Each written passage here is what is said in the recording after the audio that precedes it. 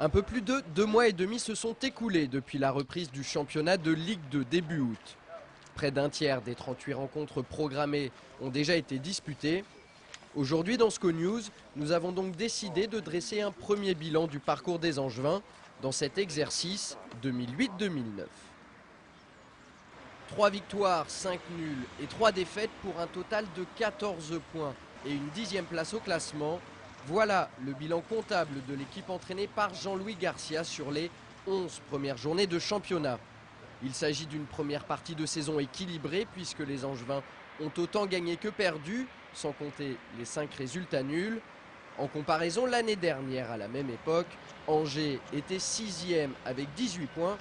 On a donc voulu savoir si le début de saison du SCO était à la hauteur des objectifs fixés à l'intersaison. Le bilan il est positif puisqu'on est à la 10e place et que c'est notre objectif avoué de début de saison. Donc pour l'instant on tient notre objectif malgré un mois de septembre très laborieux. Il y a du bon et du moins bon, mais dans l'ensemble ça reste positif. Parce qu'on est on a quand même marqué pas mal de buts, bon, même si défensivement à une période on avait moins de réussite, mais dans l'ensemble je pense que c'est quand même positif. En tout cas dans notre objectif initial, c'est-à-dire faire aussi bien que l'année dernière. On se retrouve aujourd'hui à une 9e place qui correspond complètement à notre ambition de début de saison. Et du côté des supporters, l'analyse est sensiblement la même. C'est un bon début de saison pour moi quand même, parce que là on est au milieu de tableau, il faudrait se stabiliser là, puis il faut essayer de continuer sur la bonne lancée qu'on a fait là, des 3 derniers matchs. C'est vrai que les 3 dernières prestations des Angevins sont rassurantes et porteuses d'espoir pour la suite. Mais c'était également le cas en tout début de championnat. Lors des 4 premières journées, le SCO est resté invaincu avec à la clé une avalanche de buts marqués, très peu d'encaissés et 8 points pris sur 12 possibles.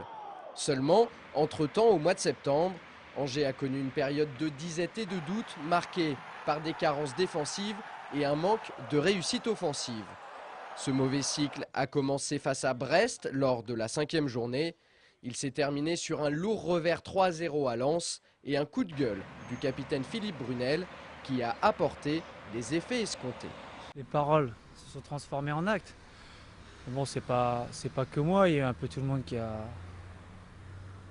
mis le pied à l'étrier, comme on dit, et s'est fait violence aux entraînements, s'est fait violence dans le match. Et le potentiel était là, mais il fallait chercher au fond de nous-mêmes le petit plus qui nous a manqué pendant 4 matchs. On a essayé de régler les choses qui n'y allaient pas. On a beaucoup parlé avec le staff et l'entraîneur. Donc voilà, c'est la force de ce groupe, c'est que mentalement on est très fort. On est très fort parce qu'on est tous des combattants, des travailleurs et on veut tous aller de l'avant pour gagner des choses. Aller de l'avant et gagner les matchs les uns après les autres, c'est justement les prochaines échéances que s'est fixé l'entraîneur du club, Jean-Louis Garcia. Les nouveaux objectifs, c'est d'enchaîner des victoires, c'est de peut-être aller chercher notre première victoire à l'extérieur, ça c'est un véritable objectif. C'est confirmer notre potentiel à domicile lors de la venue de Tours vendredi. C'est un superbe derby contre une très belle équipe. Donc voilà, on en est là. On ne fait pas d'objectifs à moyen terme. On est sur le court terme, sur le match qui vient, sur le prochain match à l'extérieur où on aimerait aller chercher les 3 points. Et puis après on verra, on fera un premier bilan à la trêve hivernale. Le rendez-vous est pris. Prochain bilan à mi-parcours, fin décembre, début janvier. En attendant, SCO News continue dès demain avec la présentation du match entre Angers et Tours qui aura lieu vendredi à 20h30 au stade Jean-Bouin.